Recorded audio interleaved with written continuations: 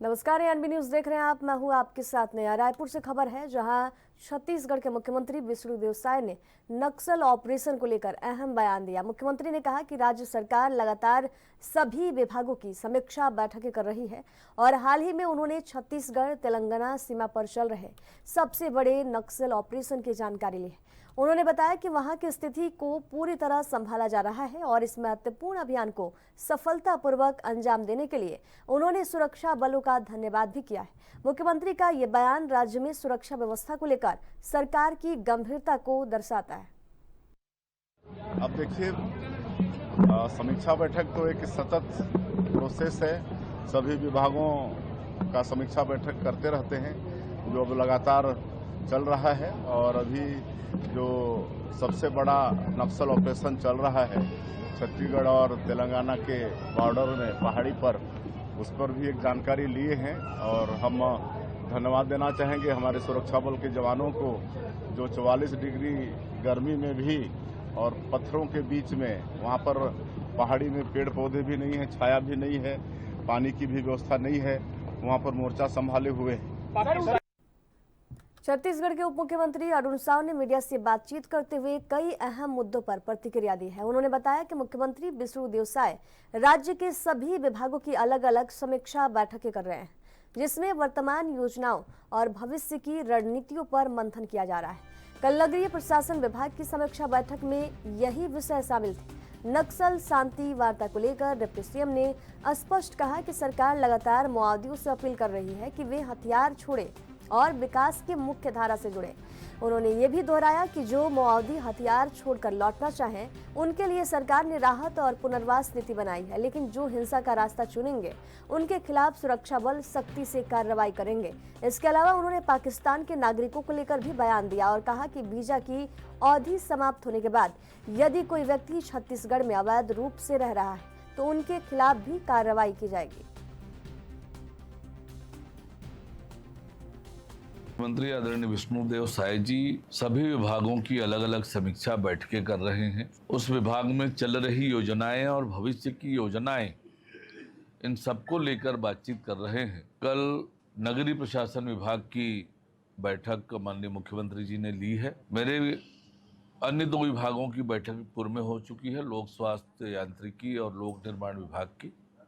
नगरीय प्रशासन विभाग की बैठक कल हुई है। कल बैठक में शहरों के विकास के लिए जो काम चल रहे हैं, जो योजनाएं बनी हैं, उसको लेकर चर्चा हुई।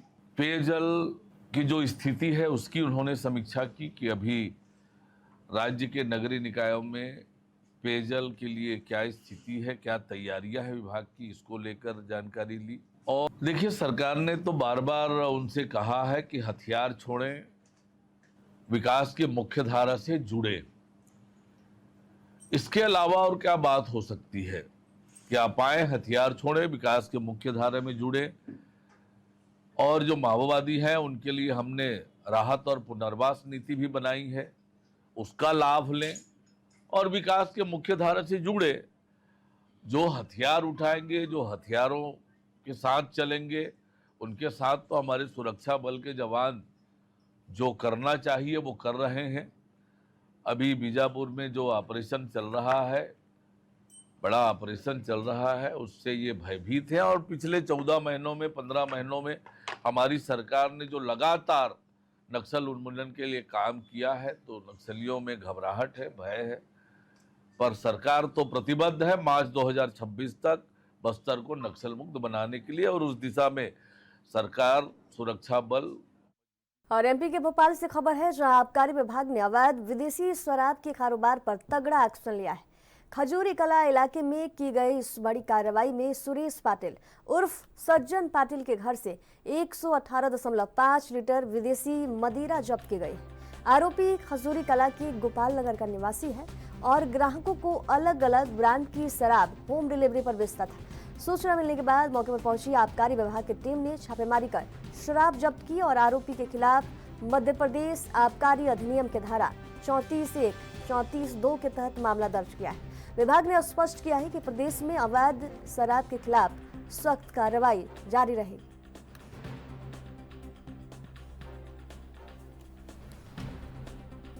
अभी मैंने 350 प्रकरणों की जो बात की आपसे, उसमें 36 ये भी के हैं जो उसी प्रकार के प्रकरण हैं जो सार्वजनिक स्थल पर ऐसे कॉमन, जहां आप बता रहे हैं कि होटल ढाबे इन पे शराब पी रहे हैं, उन्हीं पे कार्रवाई कर रहे हैं। लगातार कार्रवाई हो रही है और डेली कार्रवाई अभी भी जारी है। ऐसा कोई साबित नहीं है। कार्रवाई स्थायी क्यों नहीं होती जो नेताओं के संरक्षण में जो आते चालू है? नहीं, ये आपको नाम बता दूं 4-5 में। देखिए, आप नाम बता सकते हैं, मेरे पास तो ऐसी कोई सूचना नहीं है जहाँ किसी का संरक्षण हो। एक बार बंद हो जाता है फिर दूसरे दिन चालू हो जाता है। अगर जी एक सवाल और है, पूर्व एक्साइज कमिश्नर राजीव दुबे जी ने व्यवस्था चालू की है पूरे प्रदेश में कि बिलिंग से ही शराब बेची जाएगी। यहाँ पर कोई बिल मांगेगा तो व्यवस्था भी लागू है? नहीं, बिल अगर मांगेगा तो मिलेगी, क्यों नहीं मिलेगा? बिल मिलेगा, सब मिलेगा। बगैर मांगे क्यों नहीं दिया जा रहा है बिल? उन्होंने कंपलसरी किया था। नहीं, बिना मांगे जब ग्राहक मांग ही नहीं रहा सर, उन्होंने तो कंपलसरी क्यों देगा? आदेश में कंपलसरी था आदेश में। आप ये बताइए, कंपलसरी तब होती है चीज, आपको कोई चीज आपने खरीदी और आप लेके ही चले गए तो बिल दे किसको? आप दुकान पे भी जाते होंगे, जब लेके ही चला गया, ले रहा है उसको बिल मिल रहा है। नहीं देते सर, नहीं देते सर। रोड से कितनी जहाँ आपको दिक्कत है मुझे सूचित कर दें, उसकी कार्रवाई हो। धार्मिक शहरों में शराबबंदी की गई थी सीएम ने, लेकिन घर घर अभी भी सप्लाई की। धार्मिक अपना क्षेत्र नहीं है, इसलिए। और वक्त है एक छोटे से ब्रेक का। जल्द हाजिर होंगे, देखते रहिए एएनबी न्यूज।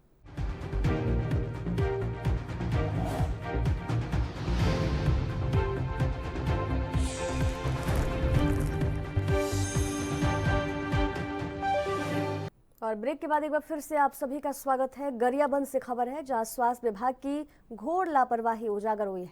दरअसल प्राथमिक स्वास्थ्य केंद्र उरमाल में अस्पताल प्रबंधन ने लाखों रुपए की दवाइयां खुले आसमान के नीचे फेंक रखी है।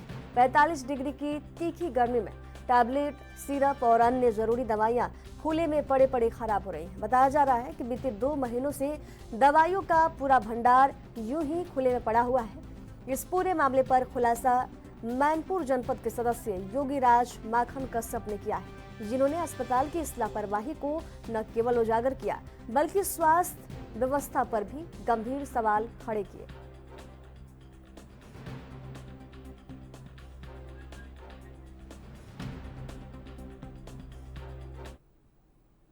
अब खबर छत्तीसगढ़ के कबीरधाम जिले से है, जहां पुलिस अधीक्षक धर्मेंद्र सिंह ने रक्षित केंद्र का वार्षिक निरीक्षण किया। इस दौरान उन्होंने गरिमाई उपस्थिति में परेड की सलामी ली और बेहतर टर्न आउट वाले अधिकारियों और जवानों के साथ साथ शासकीय वाहनों का उचित रखरखाव करने वाले वाहन चालकों को पुरस्कृत भी किया। निरीक्षण के दौरान एसपी ने मोहरिर कक्षा, वाहन शाखा, शस्त्रागार, रीडर शाखा और स्टोर शाखा का गहन निरीक्षण किया। उन्होंने साथ ही पुलिस अधिकारियों और जवानों के सीधा संवाद कर उनकी व्यक्तिगत और विभागीय समस्याएं सुनी और उनका तत्काल निराकरण भी किया गया। ये पूरी प्रक्रिया विभागीय अनुशासन और मनोबल को बढ़ाने की दिशा में एक अहम कदम माना जा रहा है।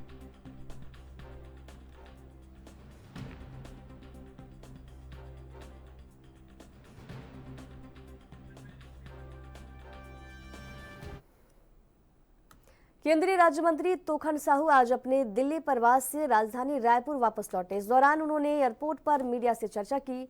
तोखन साहू ने नक्सली मोर्चे पर चल रही कार्रवाई को लेकर कहा कि नक्सली हमारे प्रदेश के लिए देश के विकास में बाधक हैं, बहुत नुकसान किए हैं। गृह मंत्री ने कहा कि मार्च 2026 तक पूरा देश नक्सली मुक्त करने का उद्देश्य है। इसी दिशा में हमारे जवान मुस्तैदी के साथ लड़ाई लड़ रहे हैं। वहीं उन्होंने नक्सलियों के पत्र को लेकर कहा कि सरकार ने बहुत समय दिया है, नक्सली वापस आए, इसके लिए नीति भी बनाई गई है, लेकिन ये कभी माने नहीं। हमारे जवानों को हाथाहाथ करते रहे, अब खत्म की कगार पर हैं, तो इस तरह के प्रस्ताव भेज रहे हैं। वही केंद्रीय राज्य मंत्री ने तेलंगाना के पूर्व मुख्यमंत्री के बयान पर कहा कि वे पूर्व मुख्यमंत्री की जो भाषा है वे उनसे मिले हुए हैं। ऐसे ही लोगों ने नक्सलियों को आगे बढ़ाया है।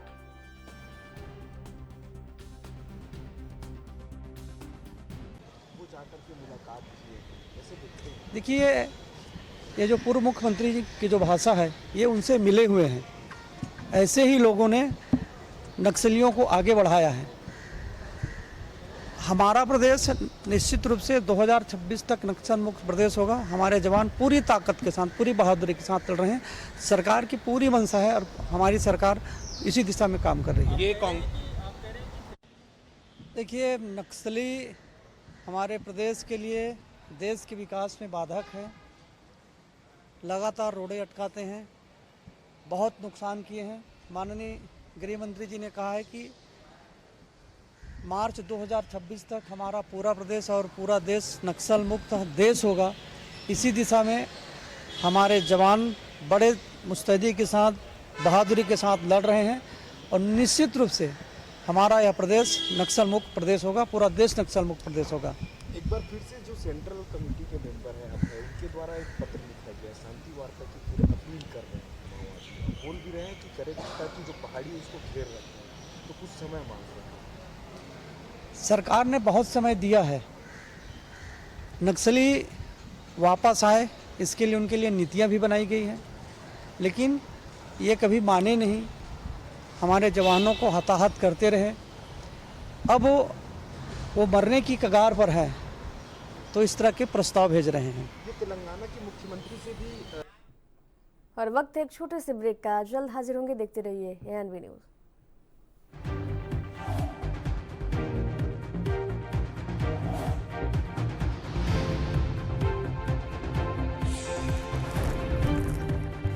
और ब्रेक के बाद एक बार फिर से आप सभी का स्वागत है। रायपुर से खबर है, जहां वन विभाग ने आज कार्रवाई को अंजाम दिया। अगस्त महीने में मिली सूचना के आधार पर आज मुआ क्षेत्र में 2 संदिग्धों से पूछताछ की गई।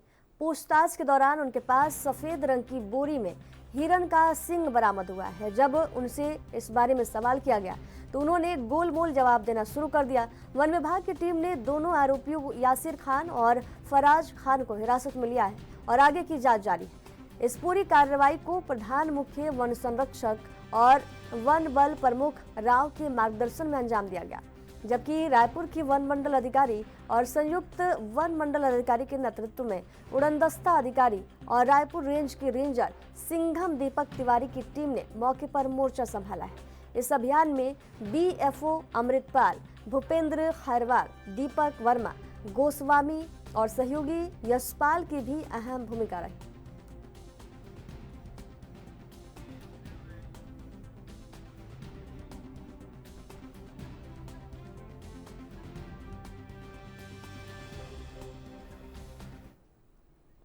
अंबिकापुर नगर निगम की नई सरकार बनने के बाद आज पहली सामान्य सभा की बैठक कंपनी बाजार स्थित सरगुजा सदन में आयोजित की गई।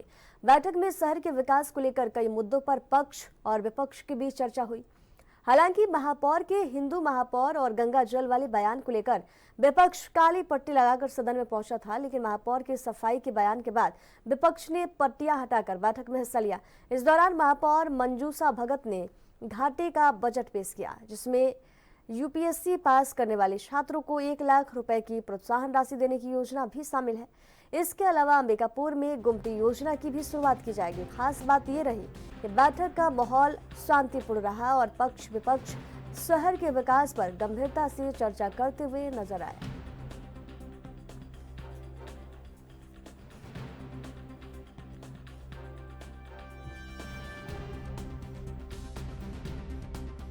लगाया गया था, उसमें ये था कि पूर्व की सरकार ने राजू मितान क्लब क्या है, तो उसमें जब पेंशन देने की बारी आई तो हमारे अधिकारी कर्मचारी ने दिया है कि राजू मितान क्लब एक संगठन बनाया गया था विभिन्न पुराने पूरे 48 वार्ड में, और वहाँ 2 साल की राशि आई हुई थी, जिसमें हर मंथ 3 महीना 25-25 हज़ार के रूप में, तो ये 1-1 लाख दिया गया है, ये बताया। लेकिन मेरे को दुख की बात यह है पूर्ववर्ती सरकार का दुर्भावना हम लोग के प्रति।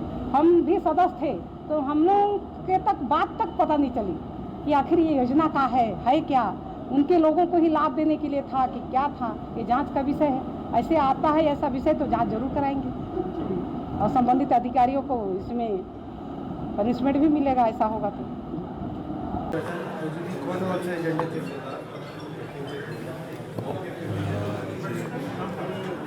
6/3/2025 को जिस दिन सभापति का निर्वाचन होता है वो प्रथम सम्मेलन माना जाता है, और आज कामकाजी रूप में प्रथम सम्मेलन हमारा हुआ। सामान्य सभा की बैठक जारी है। आज नगर विकास के लिए, शहर के संपूर्ण विकास के लिए आज सभी एजेंडे में चर्चा हुई। माननीय सभी सम्मानित पार्षद सदस्यों के प्रश्न लिए गए और प्रश्नों पर चर्चा हुई। इसमें सरगुजा के सांसद सम्मानित चिंतामणि महाराज जी भी हम सभी के साथ बैठे और सड़कों के विषय में बहुत लंबी चर्चा हुई। जो प्रमुख मार्ग हमारे हैं नेशनल हाईवे से जुड़े हुए हैं, PWD से जुड़े हुए हैं, उन पर चर्चा हुई।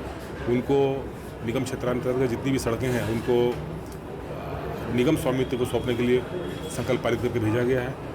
जल के विषय में चर्चा हुई है। कुछ जगहों पे पानी टंकियों की कमियां हैं या भार क्षमता कम है, उस भार क्षमता को बढ़ाने का इसमें संकल्प पारित करके भेजा जा रहा है। और पाइपलाइन विस्तार की है। सड़क, बिजली, पानी के अलावा कुछ अन्य विषय के रूप में भी चर्चाएं आई हैं। साफ़ सफाई के विषय पे है, शहर को स्वच्छता का सर्वेक्षण जारी है, उस पर है। इस प्रकार की चर्चा जारी है अभी। और महापौर के नेतृत्व में सत्ता पक्ष विपक्ष सभी ने एक सूत्र में शहर के विकास के लिए प्रतिबद्धता जाहिर की है और निश्चित एक साथ चलकर शहर का विकास करेंगे। और सदन की कार्रवाई प्रारंभ हुई उससे पहले मैं आपको बताना चाहूँगा कि पहलगाम में जो आतंकवादी हमला हुआ, कायराना आतंकवादी हमला हुआ है, उसमें निर्दोष जो नागरिक शहीद हुए हैं उनको नगर पालिका निगम की पहली सामान्य सभा की बैठक में मौन रखकर श्रद्धांजलि दी गई। दिवंगत आत्माओं को ईश्वर अपने चरणों में स्थान दे और पीछे परिवार को संबल प्रदान करे। राजू मितान योजना को लेकर महापौर ने सवाल उठाया था कि जांच अभी बैठक में उसकी चर्चा हुई नहीं है। जैसे चर्चा आ जाएगी उसके बाद आपको बताया जाएगा। प्रश्न लगे हुए हैं, जैसे चर्चा आएगी उसके बाद उसको जानकारी दी जाएगी आपको।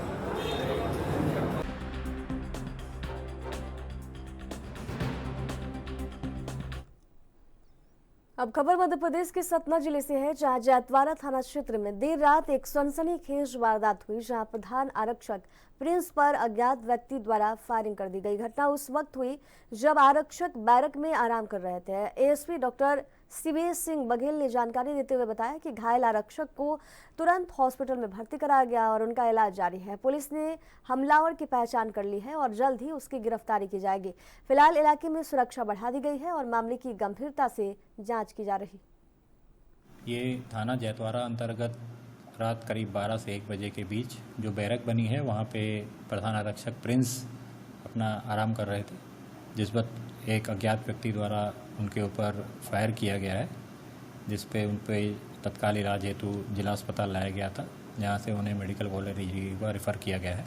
अभी उनकी हालत स्थिर है और बिल्कुल वो सुपरविज़न में है और तत्काल घटना का संज्ञान आने पर पुलिस अधीक्षक महोदय द्वारा कई टीमें बनाकर इसकी आइडेंटिफिकेशन किया गया है और ये ग्राम मेहती का एक सिरफिरा व्यक्ति आइडेंटिफाई हुआ है इसमें अभी, और उसकी गिरफ्तारी के लिए हम हमारी टीमें प्रयास कर रही हैं। हम शीघ्र गिरफ्तारी करके इस पर वैधानिक कार्रवाई करेंगे। और खबरों के सफर में दीजिए जाने की इजाजत। देखते रहिए एनबी न्यूज। नमस्कार।